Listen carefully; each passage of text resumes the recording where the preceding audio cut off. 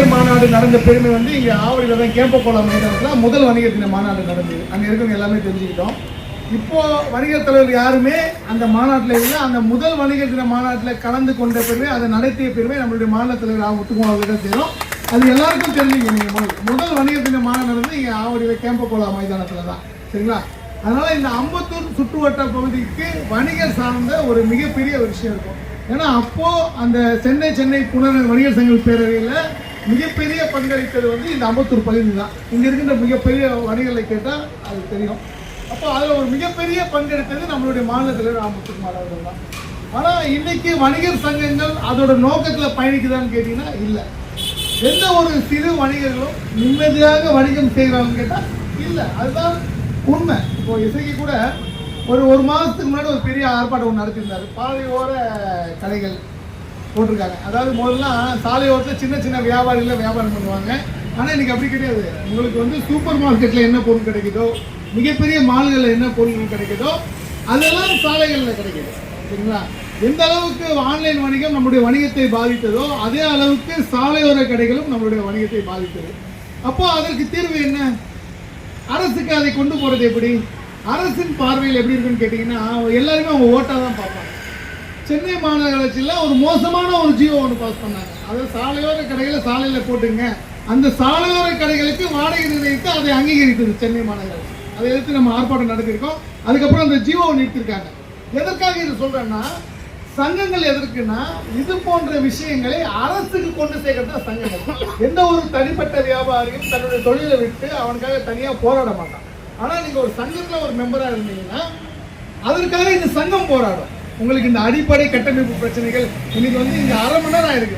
ஒரு 2 கிலோமீட்டர் தொலைவை கடப்பதற்கு எனக்கு அரை மணி நேரம் ஆயிருக்கு. அப்போ அதை யார் சொல்லுவா? அப்போ அந்த ஏரியாவில் இருக்க கடைகளுக்கு எப்படி வணிகம் நடக்கும்? அவ்வளோ டிராஃபிக் இருந்து யார் வாங்குவா?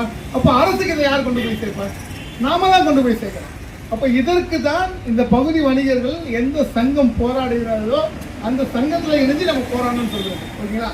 சமூக ஆர்வம் மட்டுமா டிராஃபிக்காக போராடணும்? நம்மளும் போராடணும். இவ்வளோ டிராஃபிக்கில் யார் வந்து அந்த இடத்துல வண்டியை நிறுத்தி கடையில் பொருளை வாங்குவார்?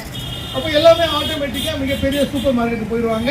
இல்லைன்னா ஆன்லைனில் ஆர்டர் பண்ணால் 5 நிமிஷத்தில் வீட்டுக்கு வந்துருக்கு. இன்றைக்கி ஸ்விக்கியாக இருக்கட்டும், ஜொமேட்டோவாக இருக்கட்டும், மிகப்பெரிய விஷயங்கள்லாம் இன்றைக்கி இங்கே இருக்க வணிகத்தை பாதிக்கிறது.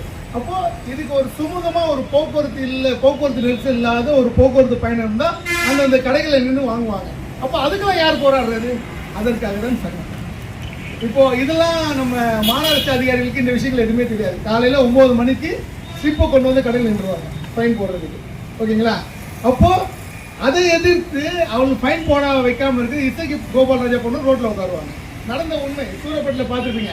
காலையில் 9 மணிக்கு கடை திறந்து வியாபாரம் கூட ஆகாத கடையில் 5000 ரூபா ஃபைன் போட்டாங்க, ஓகேங்களா? அவர்கள்லாம் நம்மளை ஒரு பணம் பிடுங்க மிஷினாக தான் பார்ப்பான். அவன் எப்படி வியாபாரம் பண்ணுவான்? இவ்வளோ பிரச்சனை இருக்குது, சாலை வந்து இவ்வளோ டிராஃபிக்காக இருக்குது, மிகப்பெரிய சூப்பர் மார்க்கெட்டில் வந்துடுச்சு, தெருவோரம் ஃபுல்லாக கடைகள் பெருகிடுச்சு. இப்போ இதை தாண்டி அவன் எப்படி வணிகம் செய்வான்றது மாநகராட்சி அதிகாரிகள் யாரும் பார்க்க மாட்டாங்க, காவல்துறை அதிகாரிகள் யாருமே பார்க்க மாட்டாங்க. அப்போது அங்கே உங்களுக்கு நீதி வாங்கி கொடுப்பதற்கு அங்கங்கே சங்க தலைவர்கள் இருக்கணும். உண்மையாக போராட்டம் பண்ணக்கூடிய சங்க தலைவர்கள் இருக்கணும். சீட்டு நடத்தி வருஷத்துக்கு ஒரு பிரியாணி போடுறது தான் நான் சங்கமா? அப்படி கிடையாது. அதை தாண்டி அதற்கு அடுத்த கட்டமாக வியாபாரிகள் அடிப்படை பிரச்சனைகளை மீட்டெடுக்கிறதுக்கு, அடிப்படை பிரச்சனைகளை தீர்வு காண்றதுக்கு என்ன ஒரு 30 வருஷத்துக்கு முன்னாடி இந்த வணிக சூழல் இருக்கா?